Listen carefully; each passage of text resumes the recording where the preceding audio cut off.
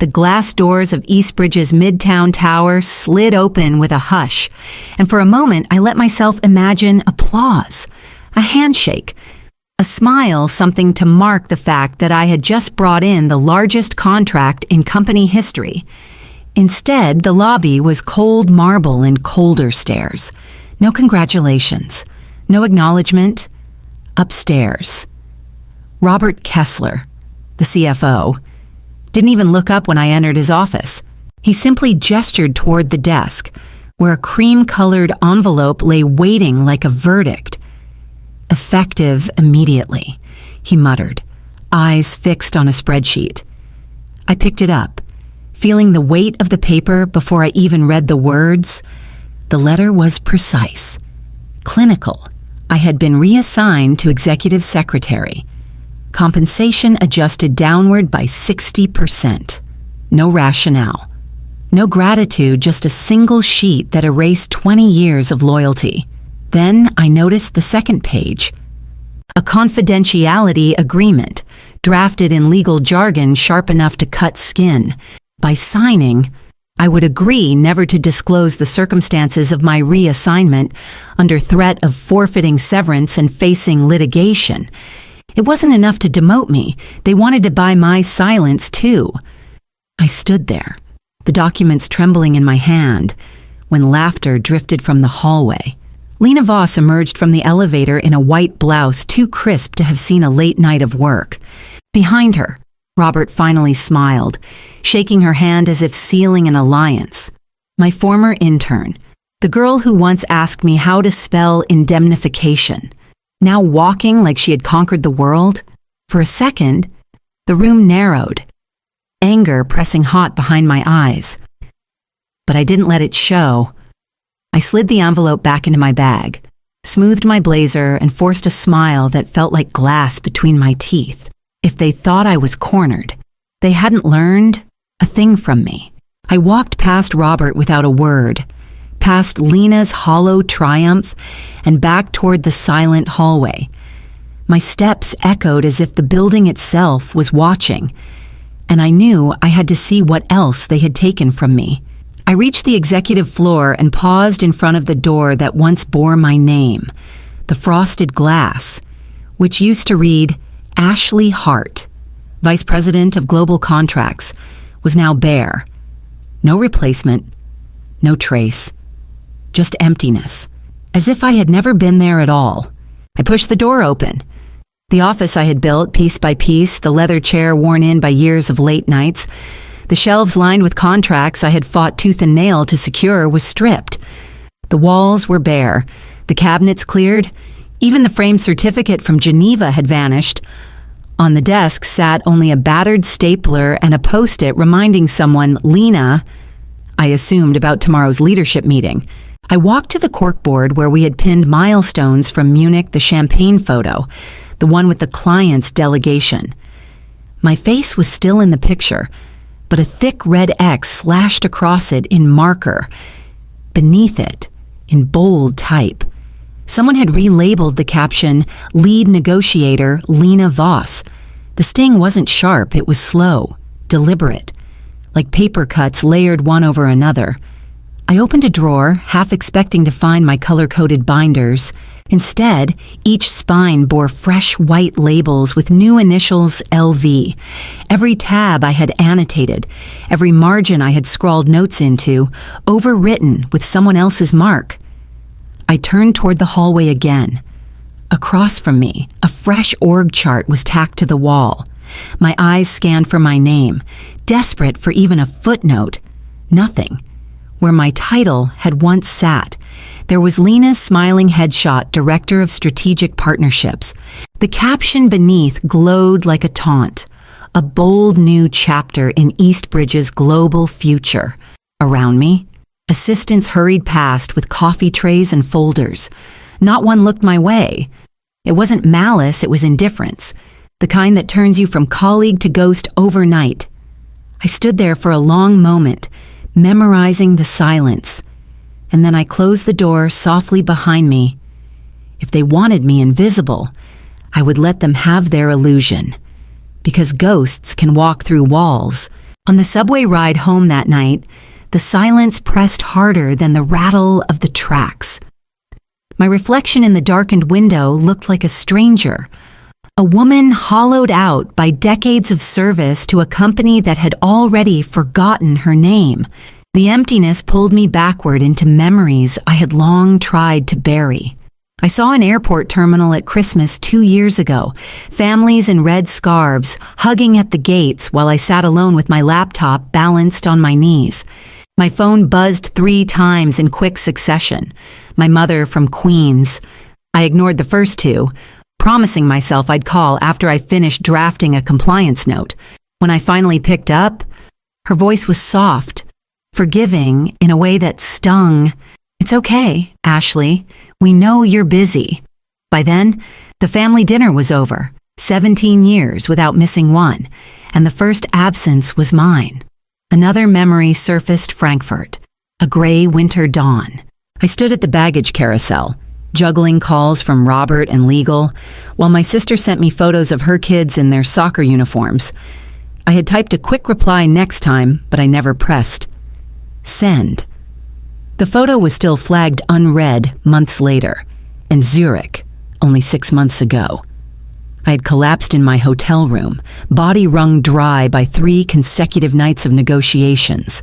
When I came to, an IV was taped to my arm. The doctor told me to rest, but I pulled the gown over my shoulders, dialed into a 7am call, and listened as Robert barked about deliverables. No one noticed the tremor in my voice. Each sacrifice had stacked like bricks, building a fortress I thought would protect me. Instead, it had become my prison. Eastbridge hadn't just erased me, they had trained me to erase myself, one compromise at a time. And standing in that subway car, I realized their betrayal wasn't new. It was simply the final straw that would shift the weight forever. By the time the train screeched into Queens Plaza, I knew I had to reach into the past to find the weapon I had once hidden there. The night in Geneva came back to me as clearly as if I were still sitting at that polished oak table. The smell of espresso and exhaustion hanging heavy in the air. It had been nearly midnight. The contract spread across the conference room like a battlefield. The client's COO, a man with eyes sharpened by too many disappointments, leaned forward until I could see the lines etched deep across his forehead. "We've been burned before," he said. "Deals that collapse when the people change. We won't sign unless there's stability. If you're replaced, the agreement dies with you." I had nodded, already knowing the weight of his words. That very night, in the margin of a draft, I wrote it myself. Clause 44F, operational authority shall remain under Ashley Hart. Reassignment permits client to void contract in full. No ambiguity, no loopholes, just plain language buried among dozens of dense legal paragraphs. Robert and the board had skimmed it, their eyes glazed by fatigue and champagne. They celebrated the size of the deal, not the detail of its spine. I, however, carried the clause like armor. For the client, it was reassurance. For me, it became something else entirely, a lifeline disguised as ink. Back in Queens, I pulled my leather-bound planner from the shelf. Between boarding passes and hotel receipts, the signed copy waited, creased from travel but intact. I traced my initials beside the clause, remembering the night my pen pressed into the paper harder than usual, as if I had known this moment would come. They thought they had demoted me to irrelevance, cutting my salary and stripping my title. They thought they had silenced me with an NDA, but they had overlooked the one sentence that tethered $500 million, not to Eastbridge, but to me. I slipped the copy back into its sleeve, my fingers steady now, no longer trembling with grief. For the first time since the envelope, I felt something sharper than anger, colder than mourning. I felt prepared, and I knew I would wait, silent and patient, until they handed me the moment to strike. 2 mornings later, I passed the glass conference room on the executive floor. Through the transparent walls, I saw Lena at the head of the table, standing a little too tall in a borrowed kind of confidence. A slide deck glowed behind her, my slide deck, only with her name stitched across the top. I lingered just long enough to catch the rhythm of her voice. She was presenting the Urava agreement to the directors, flipping through clauses like she had written them herself. When the page landed on oversight provisions, I noticed something missing. The section where Clause 44F had lived was gone, smoothed over like it had never existed. Robert cleared his throat, his tone dripping with authority. "We've streamlined the contract language for clarity," he said. "Nothing of substance was altered. Our position remains strong." The directors nodded, some half asleep, others dazzled by Lena's rehearsed certainty. None of them knew enough to question the absence. But I knew. I knew what they had tried to erase. And I knew why. I slipped away before anyone noticed me watching. In the quiet of my cubicle, I opened the drawer where my leather planner rested. The executed copy sat inside, the signatures of both parties pressed deep into the page. My initials marked the margin next to Clause 44F. Unaltered, undeniable. For the first time, I didn't feel the sting of betrayal. I felt clarity. Their counterfeit move confirmed everything they had seen the clause, recognized its threat, and tried to bury it. And in doing so, they revealed their fear. Fear meant leverage. Fear meant power. I placed the contract back into the drawer and closed it softly, almost tenderly, as if tucking in a weapon that would fire only when the timing was right. They thought they had silenced me. In truth, they had made my voice louder, because now every step they took rested on a foundation I could pull away with a single gesture. And all I had to do was wait for the perfect moment to let the ground collapse.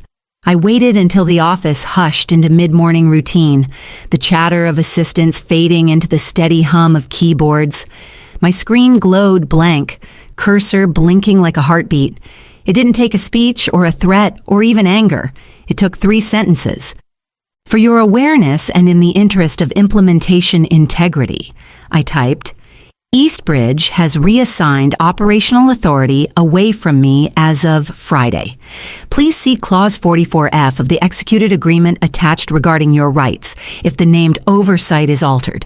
I remain available to answer factual questions about the negotiation history and risk mitigations." I read it twice, then attached the original contract, my initials still firm beside the clause. No adjectives, no accusations. Just law written in plain language, like a razor blade tucked between papers. At 9:43, I hit send to the client's COO, copied to their general counsel. I leaned back, folding my hands in my lap. Nothing to do now but wait. The office around me carried on, unaware that $500 million had just shifted onto a hinge. Minutes later, my phone buzzed with a notification from the leadership chat. Lena had posted a photo from Charles de Gaulle Airport, hair blown out, new briefcase at her side, smile bright enough to blind. The caption read, "En route to the kickoff, let's make Eastbridge proud." Rocket emojis and champagne bottles flooded in from the executives. Robert added, "Show them what we're made of." I stared at the screen for a moment, then slid the phone face down on my desk. My pulse didn't spike. My hands didn't shake. Instead, a strange calm spread through me. They had no idea that the ground beneath them was already hollow. I didn't need to argue or defend myself. I had already spoken in the only language that mattered, and now silence would do the rest. By early afternoon, the first ripple reached my desk, a calendar alert blinking and then disappearing. Kickoff postponed. No explanation, no context, just silence. 2 minutes later, someone in sales shouted across the floor, "Did they just cancel?" The hum of the office shifted, conversations clipped short, voices rising. At 1:30 me. Slack lit up like a fire alarm. Threads that usually died in pleasantries were frantic, filling with half-formed questions. Has anyone heard from legal? Why is procurement frozen? Who signed off on this? By 2 someone posted a screenshot finance had sent out a revenue guidance update, then recalled it almost instantly. Too late. Whispers spread faster than damage control. Through the glass wall of a nearby conference room, I saw Robert pacing, tie loosened, voice sharp enough to pierce the barrier. How did 44F get in there? He barked. Someone mumbled back, too soft to catch. His face reddened. It's in the executed copy. Who the hell approved the reassignment without a variance? Silence answered him. By 3 p.m. Procurement had flagged every open order. Supplier invoices froze midstream. Systems buckled not with drama, but with the quiet choke of processes halted in unison. Across the ocean. Lena was photographed in the client's lobby, waiting for a meeting that never came. 10 minutes later, the rumor swept through the floor. Security had asked her to leave. Emails stacked in my inbox. Subject lines blaring with urgency. Notice reclause 44F. Immediate response required. Critical, do not delay. I didn't open them. My hands stayed folded, my expression neutral. Around me, the office dissolved into chaos, phones ringing unanswered, executives sprinting down corridors, assistants clutching folders like lifelines. I remained still, a ghost in plain sight. They didn't look at me, not once, and that suited me. Because the less they saw me, the more powerful my silence became. By the time the sun dipped between the towers outside, the empire they had tried to erase me from was already shaking on its foundations, and I knew it was only a matter of hours before they turned to me. By evening, the calls began, first from HR, then from legal, then from Robert himself. Each one escalated in tone pleading, bargaining, finally demanding. The messages piled up. Ashley, we can undo this. Ashley, the board is ready to reinstate you. We'll restore your title, your salary, even equity. Just come upstairs and we can fix this. My phone buzzed so often it rattled against the flimsy desk. I let it vibrate face down while the office around me descended into panic. Executives shuffled past my cubicle, their voices stripped of confidence. I heard someone whisper, if she doesn't come back, the deal's gone. At 6 p.m., an assistant appeared, breathless, holding a note scribbled on corporate stationery. Board willing to negotiate shares on the table, as if tossing me a slice of the empire they had built on my back would erase the years of dismissal, the humiliation of being erased from my own work. I folded the note without reading it twice and slid it into my bag alongside the resignation letter I had already drafted. 2 sentences, no adjectives, effective immediately. I resign from Eastbridge Aerospace. Please process accordingly. At 6:58, I pressed print, signed my name with a steady hand, and walked it to HR. The office felt strangely quiet now, as though even the walls were holding their breath. No one tried to stop me. No one looked up. In the lobby, the receptionist gave me the same distracted glance she had offered 1,000 times before, unaware that the woman walking past her had just pulled the keystone from the company's arch. I pushed through the revolving doors and into the cool night air, the city alive with its usual rhythm, unbothered by Eastbridge's unraveling. My phone buzzed again in my pocket, the screen filling with missed calls. 51 62 79. By the time I reached the subway stairs, the number hit 82. I didn't answer. Instead, I tightened my grip on the resignation letter still warm from the printer and stepped into the night, already walking toward whatever came next. 2 nights after I walked away. My phone rang again, this time from a number I didn't recognize. The voice on the other end was calm, deliberate. "Miss Hart, this is Daniel Rhodes from Ventra Aero. We spoke briefly months ago. The timing wasn't right then. I believe it is now." I listened, silent, as he explained. The Urava board wasn't abandoning the contract. They were abandoning Eastbridge. Their message had been explicit. They would only continue under my oversight, non-negotiable. Daniel didn't waste words. "We're prepared to offer you full authority, equity, relocation flexibility, and one condition: you choose your team. No exceptions." I thought of the people who had stood with me at 3 calls. The engineers who answered when no one else did. The compliance officers who trusted me more than their own superiors. My chest tightened, not with fear, but with something closer to recognition. For once, the choice was mine. "I accept," I said, my voice steady, and the silence on the line stretched into something like respect. 2 weeks later, I walked into Ventra's headquarters in Washington, D.C. Sunlight spilled through glass walls, cutting across marble floors that gleamed without trying too hard. At reception, they handed me a new badge, my name etched in black: Ashley Hart, Chief Global Contracts Officer. It wasn't just a title. It was proof that my name, once scrubbed from a wall, now stood visible, undeniable. By 9:30, I sat at a walnut conference table across from Urava's board. The same $500 million contract lay before us, but the header had changed: Ventra Aero, Lead Oversight Ashley Hart. The COO leaned forward, a faint smile tugging at his mouth.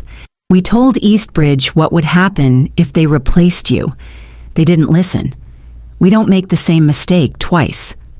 I signed, ink flowing, smooth and final, and felt the weight of every sacrifice transmute into something sharper than victory, because now the contract wasn't theirs. It was mine. The headlines broke before the ink on my signature had even dried. Ventra secures historic $500 million jet deal, led by Ashley Hart. My name in bold, repeated across Bloomberg, Reuters, the Financial Times. The story spread faster than I could keep up, every outlet echoing the same truth: I hadn't been erased. I had been underestimated. Inside Eastbridge, the fallout began almost immediately. Reports of emergency board meetings leaked, whispers of lawsuits against their own executives.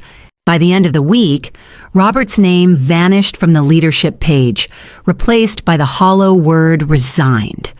Within a month, Eastbridge announced 300 layoffs, their once glossy reputation collapsing into public shame.